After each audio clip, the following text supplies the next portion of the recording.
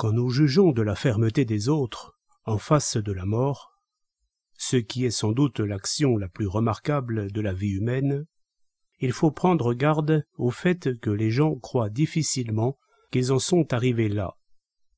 Il en est peu qui meurent convaincus qu'ils ont atteint leur dernière heure. C'est là que l'illusion de l'espérance nous trompe le plus. Elle ne cesse de nous dire à l'oreille « D'autres ont été bien plus malades sans mourir. L'affaire n'est pas aussi désespérée qu'on le pense, et, au pis-aller, Dieu a bien fait d'autres miracles. » C'est que nous faisons trop grand cas de nous. Il nous semble que l'univers entier souffre de notre anéantissement, et qu'il est de la compassion pour l'état où nous nous trouvons. D'autant plus que notre vue altérée nous montre les choses altérées aussi, et nous pensons qu'elles lui font défaut dans la mesure où c'est elle-même qui leur fait défaut, comme il en est pour ceux qui voyagent en mer et à qui les montagnes, les campagnes, les villes, le ciel et la terre elle-même sont ensemble en mouvement, en même temps qu'eux. Nous sortons du port, et les villes s'éloignent. Virgile. A-t-on jamais vu la vieillesse ne pas louer le temps passé et ne pas blâmer le présent, faisant porter au monde et aux mœurs des hommes le poids de sa propre misère et de son chagrin? Hochant la tête, le vieux laboureur soupire. Il compare le présent au passé, et vante sans cesse le bonheur de son père. Il n'a à la bouche que la piété des temps anciens. Lucrèce. Nous entraînons tout avec nous. De là vient que nous considérons notre mort comme quelque chose d'important, qui ne se passe pas si facilement, ni sans une solennelle consultation des astres. Tant de dieux s'agitent autour d'un seul homme. Sénèque. Et nous le pensons d'autant plus que nous nous estimons plus aussi. Comment? Tant de sciences se perdraient, causant un tel dommage, et le destin s'en moquerait?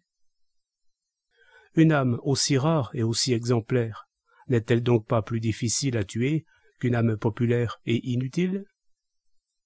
Cette vie qui en protège tant d'autres, de qui tant d'autres vies dépendent, dont dépend l'activité de tant d'autres, et qui occupe tant de place, peut-elle être déplacée comme celle qui tient par un simple nœud? Nul d'entre nous n'y pense suffisamment. Il n'est qu'un individu parmi d'autres.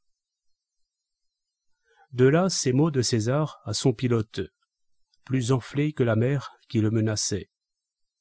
Si, craignant le ciel, tu refuses de gagner l'Italie, si tu as peur, c'est que tu ne sais pas qui tu conduis, et c'est un bon motif.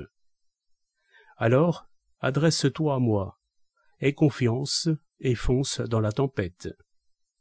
Lucain. Et ceci encore. César pense alors que ces périls sont dignes de sa destinée. Quoi? Les dieux doivent donc faire tant d'efforts et attaquer d'une si grosse mer le navire où je suis pour m'abattre?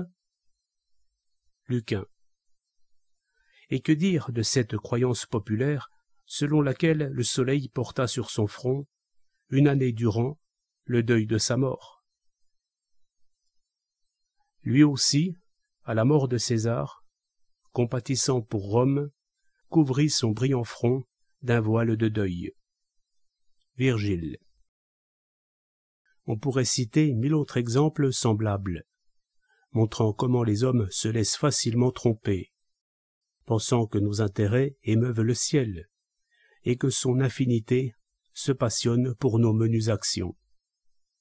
L'alliance entre le ciel et nous n'est pas grande au point qu'à notre mort, la lumière des astres doive s'éteindre aussi.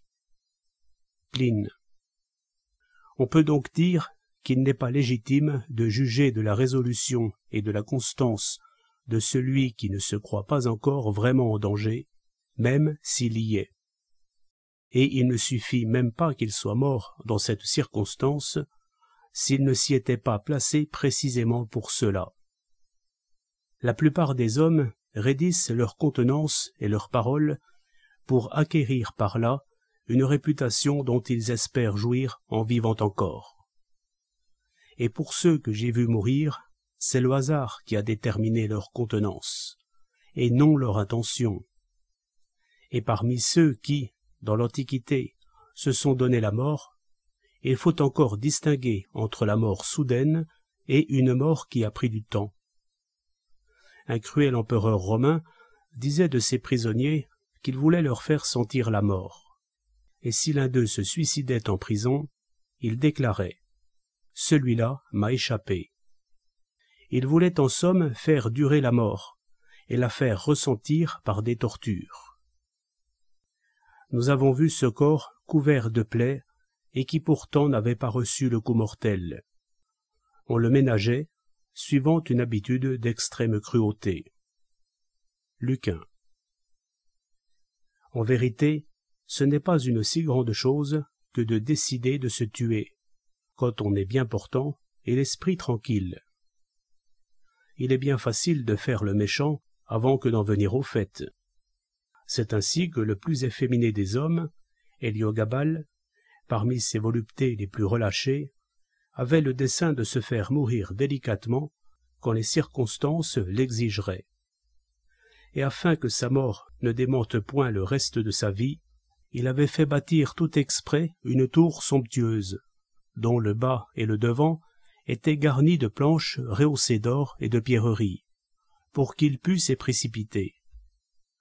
Il avait aussi fait faire des cordes d'or et de soie cramoisie pour s'étrangler, et forger une épée d'or pour se la passer à travers le corps.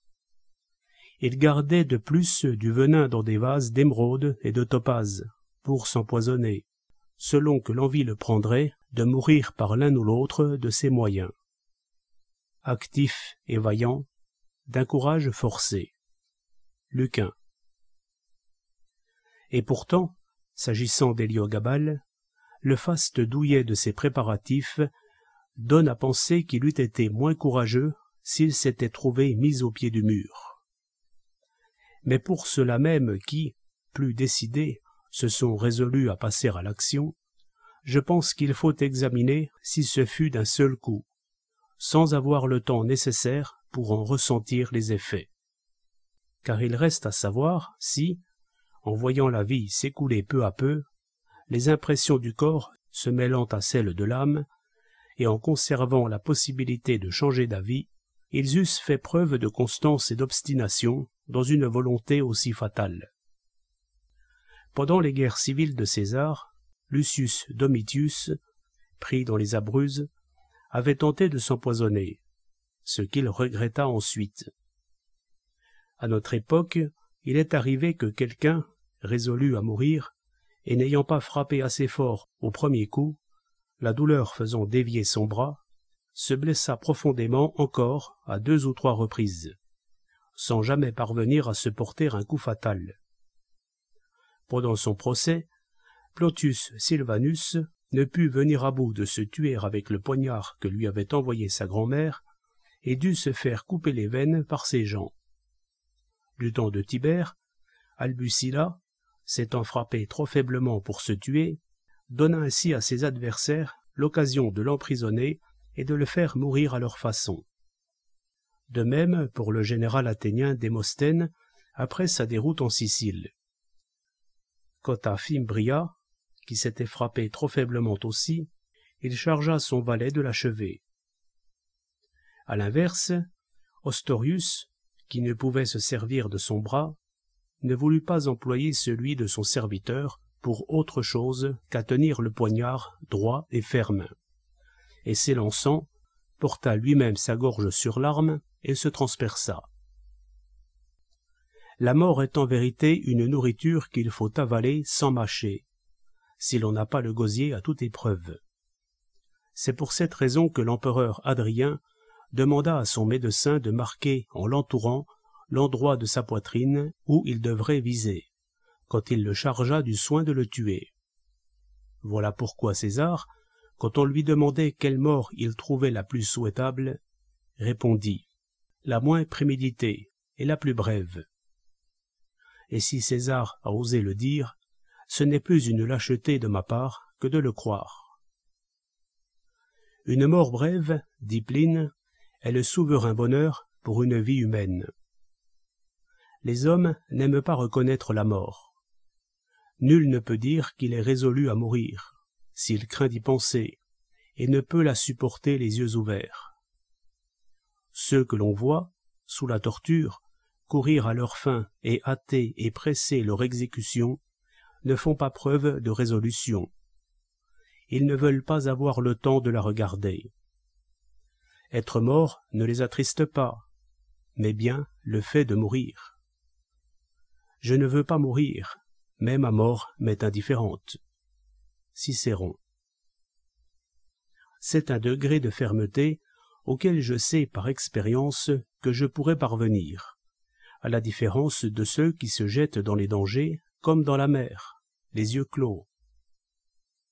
Il n'est rien, à mon avis, de plus remarquable dans la vie de Socrate que d'avoir passé 30 jours entiers à ruminer le décret qui le condamnait à mort, d'avoir envisagé celle-ci durant tout ce temps-là, de l'avoir attendue avec assurance, sans émoi, sans trouble, et avec un comportement et un discours montrant une attitude plutôt calme et nonchalante que tendue et agitée par le poids d'une telle méditation.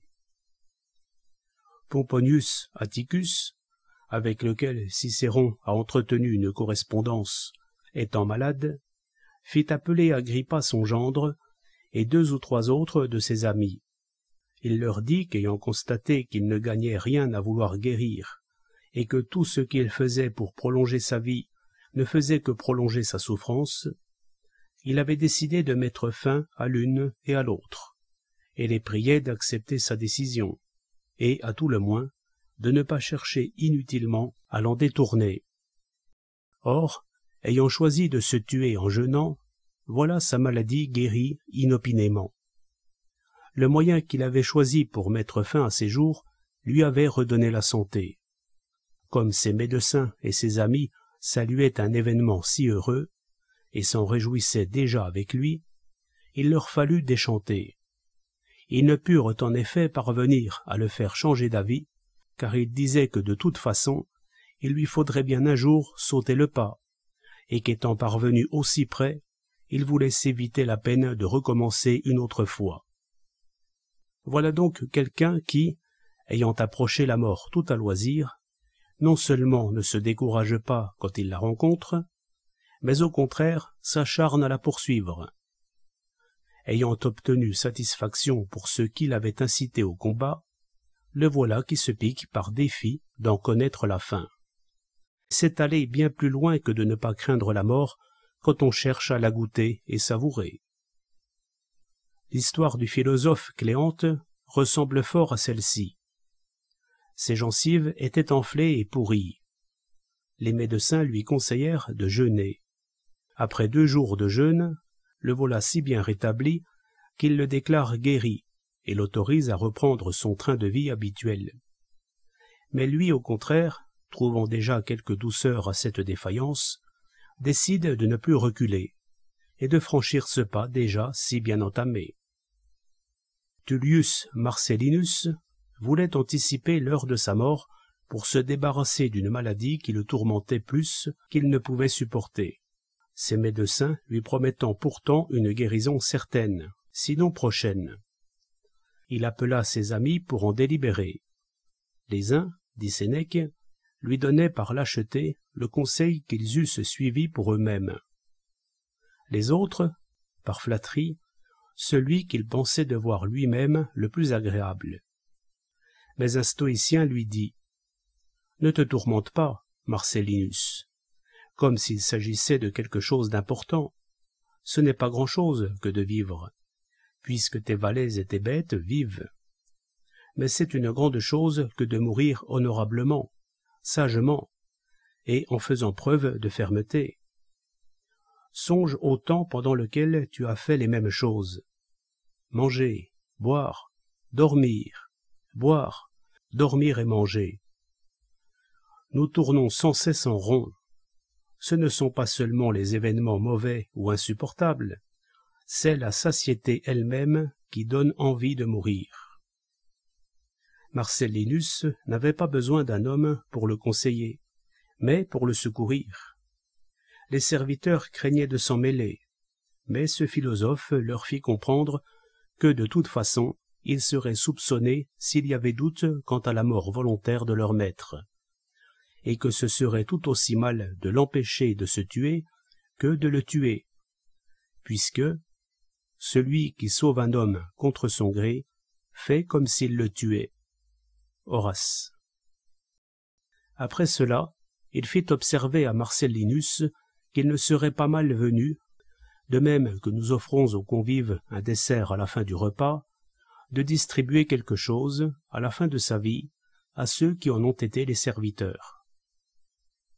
Marcellinus, qui avait le cœur généreux et porté aux libéralités, fit attribuer de l'argent à ses serviteurs, et les consola. Pour le reste, il n'y eut nul besoin de fer ni de sang. Il entreprit de s'échapper de cette vie, mais non de s'enfuir. Non d'échapper à la mort, mais d'y tâter. Et pour se donner le temps de l'évaluer, ayant abandonné toute nourriture, le 3e jour, il se fit arroser d'eau tiède et défaillit peu à peu, non sans une certaine volupté, à ce qu'il disait. Et il est vrai que ceux qui ont eu ces sortes de défaillances du cœur, qui se manifestent par de la faiblesse, disent n'en ressentir aucune douleur, mais plutôt une sorte de plaisir, comme quand on sombre dans le sommeil et le repos. Voilà des morts étudiées et concertées.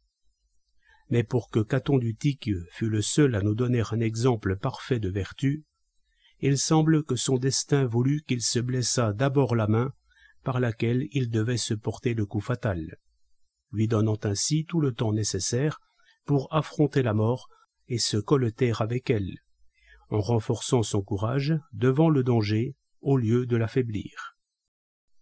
Et si j'avais à le représenter dans son attitude la plus édifiante, ce serait quand il se déchira les entrailles, déjà tout ensanglanté, plutôt que l'épée au poing, comme le firent les statuaires de son temps. Car ce second meurtre fut bien plus terrible que le premier.